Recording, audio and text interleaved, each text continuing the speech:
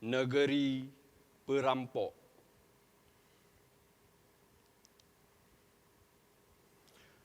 Kalau negeri dipimpin perampok,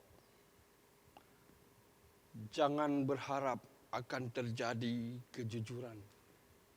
Sebab bagi perampok, kejujuran adalah sebuah dosa.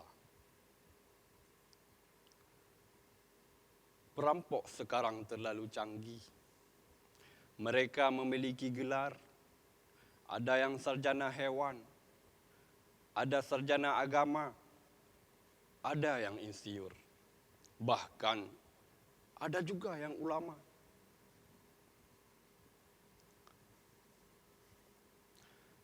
Dengan retorika logika dan diperkukuh dengan ayat dan hadis, mereka menjarah seluruh sumsum dan darah kita. Perampok eksekutif bermain mata dengan perampok legislatif.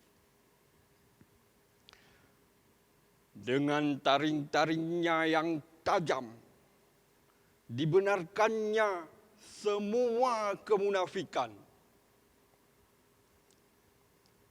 Orang-orang yang diberikan amanah untuk mengerjakan suatu pekerjaan, lalu dia bangga dengan pekerjaan itu.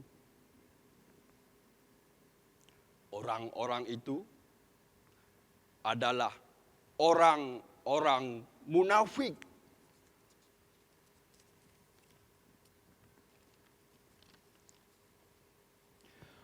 Orang-orang sombong karena menyatakan tanpa kemauan dirinya, pekerjaan itu tidak pernah ada. Kalau negeri dipimpin perampok,